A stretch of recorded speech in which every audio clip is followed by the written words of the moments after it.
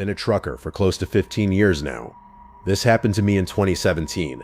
I was driving an overnight haul through the Mojave Desert in California, headed for a destination in Arizona. I think I was delivering appliances. I don't really remember. It was pitch black darkness in every direction. The headlights on my semi were really dim at the time, and I had been putting off getting them fixed forever. I couldn't tell the difference, but since there were basically no other cars on the road, it was much more noticeable. I remember having to strain my eyes every few minutes just to make out the road ahead in the distance. That alone could have been a horror story. I debated pulling over for a couple of hours and waiting for sunrise, but I didn't want to waste time. I desperately needed the money at the time, so I kept driving, even though it wasn't completely safe. I figured since it was basically a straight stretch, I could manage. I think it was about an hour before sunrise when I noticed something approaching fast in the distance. Worried I might hit an animal, I slammed on the brakes. My truck screeched to a stop, and that's when I realized what was in front of me, a car with its hazards on. The strange part was that it was in the exact middle of the road, literally on the double yellow. Even weirder, the passenger door was wide open. My truck stopped maybe a foot away from hitting it. Not to toot my own horn, but I'm a pretty fearless guy, and I know my way around a bar fight. Because of that, I wasn't exactly scared when I saw the car. I was more curious than anything. I thought maybe someone needed a jump or some other help. I reversed the semi and pulled over to the side. I thought about throwing down some flares, but decided against it, since I hadn't seen a single other car on the road that night. I got out of my truck and made my way over to the car. It was a warm, still night. I remember thinking how strange it was that there was almost no wind. It was eerily quiet. The faint click of the hazard lights was the only sound in what felt like the entire desert. I moved closer and saw that it was a newer-looking red Ford Fusion. I approached cautiously. The passenger door was wide open. I walked around the car and stopped in my tracks. The car was completely empty. I made sure of it, checking the back seat and anywhere someone might be lying down. There was literally no one inside. Suddenly, I was much less sure about what was going on. I expected someone to need help, maybe even someone taking a nap in a really bad spot. I certainly wasn't expecting a completely empty car. I glanced over my shoulder a few times, feeling uneasy. I kept scanning the surrounding desert, thinking someone might jump out at me. The problem was, it was so dark that I couldn't see anything beyond what my headlights lit up. It was downright eerie. I waited a little longer, thinking about getting back in my truck and forgetting the whole thing, but someone or something was out there. Against my better judgment, I decided to investigate further. I looked inside the car, but everything seemed normal. The key was even in the ignition, though the engine was turned off. Next, I approached the trunk. It was locked. I grabbed the key from the ignition and unlocked it, but it still wouldn't open. It seemed jammed from the inside. I opened the back door and tried to reach the trunk through the back seats. To my surprise, it worked. Inside were 3 squished garbage bags along with a rope tied across to keep the trunk closed. I glanced over my shoulder one last time before reaching for them. The coast seemed clear. I was just a few feet away from one of the bags when the loudest gunshot I've ever heard ripped through the night. I slammed my head on the roof of the car in shock. I didn't even think. I threw the keys on the front seat and ran as fast as I could to my semi. As I was climbing in, I heard a grungy voice yelling from somewhere in the darkness. He shouted, "Hey," multiple times, and it sounded like he was quickly approaching. I scrambled into the cab, started the engine, and threw it in gear. That's when I saw him. A short, husky man with red hair was standing by the trunk of the car. He was wearing overalls and shin-high boots. In his left hand he held a small shovel, and in his right an old hunting rifle. We locked eyes for a few seconds as my truck began to move past him. He didn't move. He wasn't looking crazy. He had this worried, almost desperate look on his face. He dropped his shovel and waved his hands, yelling, "Wait," a few times, but there was no way I was staying. I hit the accelerator and pushed the semi faster than I should have. I drove for about 5 minutes thinking I was finally in the clear. Then headlights appeared fast behind me. I've never felt fear like that in my life. I called the police and tried to explain everything. The car stayed on my tail, honking aggressively. I kept driving, praying he wouldn't try to ram me. After around 15 minutes, he swerved in front of me and slammed on the brakes, forcing me to slow down. I nearly crashed into him. Then, flashing police lights appeared up ahead. The Ford veered off to the right and disappeared into the desert before the officers could reach him. I pulled over, still shaking, and gave my statement to the officer who arrived. Instead of chasing the guy, he stayed to take a report. I told him twice that he could probably catch up to the car if he left immediately, but he assured me backup would do a thorough search. They never contacted me again. I've told this story more times than I can count. None of my buddies have anything like it. People immediately assume he was burying bodies, but the shovel was too small and the bags were too little. Some friends even suggest he might have been dismembering something. For my own sanity, I like to believe he was burying an animal, maybe a diseased dog or a dangerous snake. I'll never know. All I do know is that after that night, I've never felt completely comfortable driving lonely desert highways in the dark again.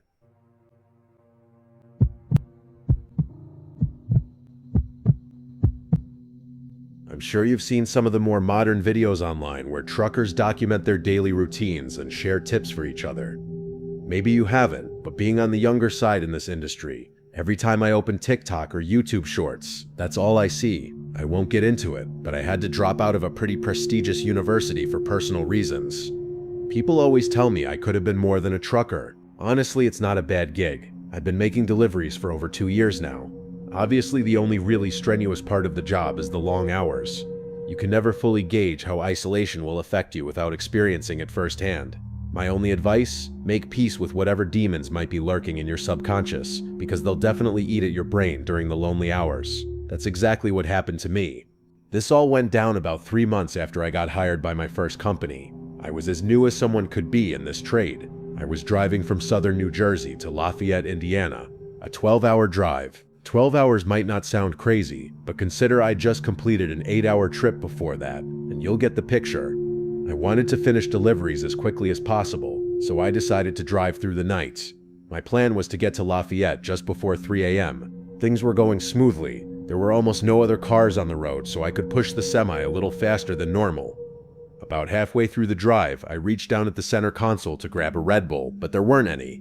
Of course, I'd forgotten to restock after my previous delivery. I slapped my dashboard a few times, groaned in frustration, and realized I'd have to stop somewhere. There's nothing I hate more than having to make stops during a long drive. I might be unique in this, but I always get exponentially more tired when my vehicle is stopped, even if it's only for 20 seconds. I glanced up at the GPS, weighing my options: either fall asleep on the road or stop for an energy drink. They were basically equivalent in terms of RSK.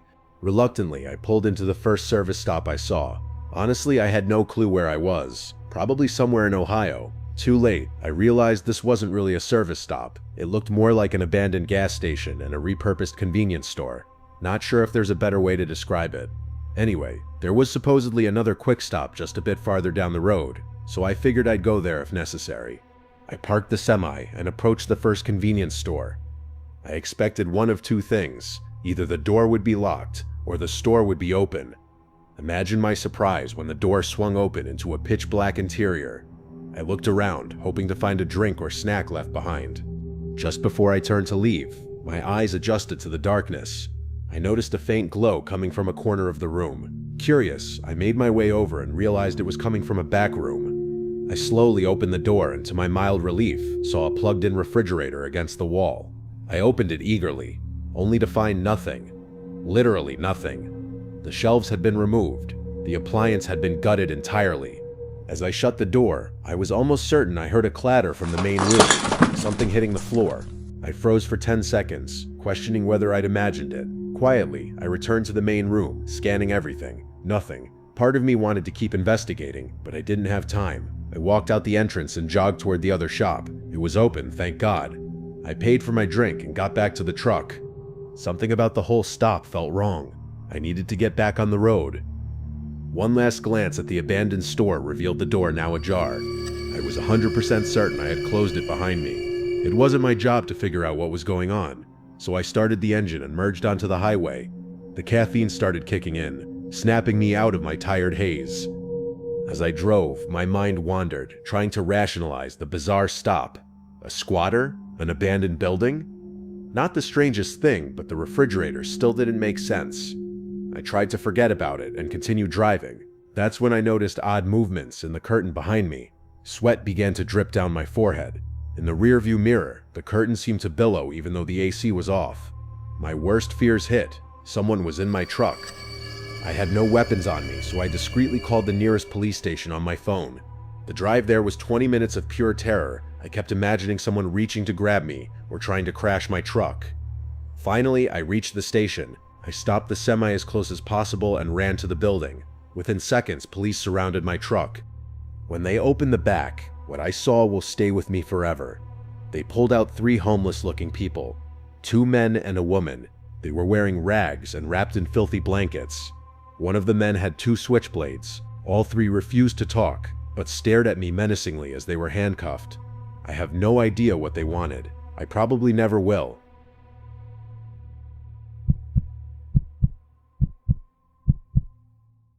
My name is Kevin. I've been a trucker for various companies for the better part of 15 years now. Things have become pretty routine at this point. Pick up the goods and materials, check them for accuracy, and deliver them as instructed. We're not paid by the hour, so efficiency is the most important thing in this line of work. For someone like me who's been doing this forever, I like to think I can outwork all these young guys who are snapping up these jobs. This isn't always ideal though. Usually I push myself to the absolute limit, functioning on almost no sleep. 4 years ago, I was working for a warehouse based in North Dakota. For anyone who doesn't know, North Dakota is one of the flattest states, which makes trucking a little easier. But this also meant that skipping a few hours of sleep could be the difference between staying employed and getting the sacks. It was a chilly Tuesday morning in May. The start of the week meant more loads needed to be shipped, which meant more work for me. I wanted to knock it all out in one go, so I planned my route into Montana, intending not to stop even once for sleep. I hit the road a few hours after lunch, expecting to reach my destination early the next morning. I pushed the semi as hard as possible, going maybe a couple miles over the speed limit. It was getting late, and I remember rubbing the crust from my eyelids as the clock ticked past midnight. I was having trouble keeping my eyes open, but I only had about an hour left in this drive, so I gritted my teeth and kept going. My buddy Tristan, who was also a trucker, introduced me to smelling salts when I first started. For those who don't know, smelling salts are crystals in a small bottle. One sniff and you're wide awake. You had to be careful though. Too many uses could be dangerous. Or at least that's what Tristan told me. They burn your nose a little, but whenever I needed a boost, I would reach for the smelling salts first. This was one of those times. I took a big whiff and shot my head back, my reflexes taking over. I felt adrenaline course through my body and hoped the feeling would last the rest of the drive. A half hour went by, and I was really struggling. I felt myself start to doze off, and the blare of my truck drifting onto the shoulder jolted me awake. This was getting dangerous. I thought I had to pull over. I was all alone on the highway, but there was nowhere to stop, just woods on either side of me. I slowed the truck down, searching desperately for somewhere to pull off. At this low speed, my headlights cut through the darkness, and I was able to see a lot more. As I looked around, I saw something that confused me. A purple dress lying in the middle of the road. What the hell, I thought, rubbing my eyes. Was I hallucinating? I blinked 6 times just to make sure I wasn't going crazy. It was real. I approached the dress with my truck and stared as I rolled by. In hindsight, this should have been a bigger red flag, but I was just too exhausted to process what was happening.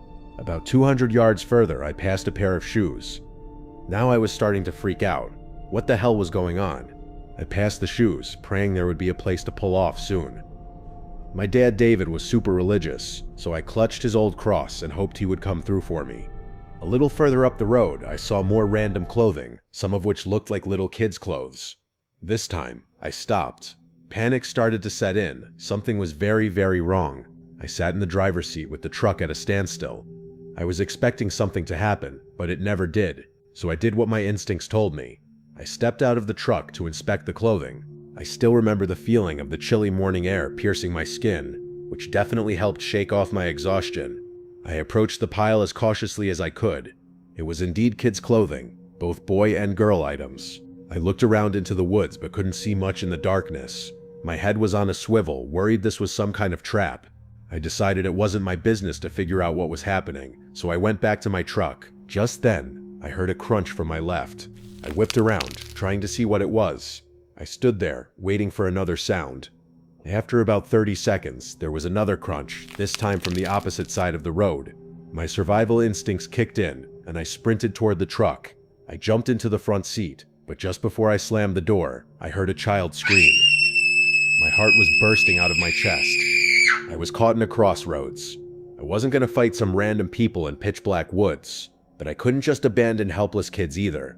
Before I could decide, another almost identical child's scream rang out. Without thinking, I turned the truck on and pointed its nose toward the spot in the woods where I heard the noise. My headlights lit up about 30 yards in. There were 3 or 4 people, one holding a massive speaker. They ducked behind a couple trees, but I exposed them just enough to see what they were doing. They hid from the light before I could make out any clear features, but I swear on my dad David's grave, they were holding a speaker to lure me into the woods with a fake child scream. I was in shock. I just sat there staring at the trees those people had hidden behind. I reached for my phone to call the police, but before I finished dialing, I heard a thump against the truck from another direction. I was done. I faced the road and slammed on the gas, speeding off. I could make out a person on the other side of the road. He shouted something I couldn't understand, then threw something at the truck, cracking the passenger side glass. I drove the final hour in silence. I was too scared to process what had just happened, and there was no way I was stopping in those woods. I completed my delivery and then knocked out, probably sleeping for 10 straight hours. When I woke up, the first thing I did was call the police. They said they would investigate the woods and provide updates. I then thought about the whole thing and how foolish I was to get out of the truck. I should have just minded my own business, but the thought of kids being kidnapped, or worse, was too much to ignore. To this day, I still have no idea what those people were planning, why they didn't just rush me when they had the chance, or what they would have done if I ran into the woods after the kids screaming. After all my years trucking, nothing has ever come close to being as strange or terrifying as this experience.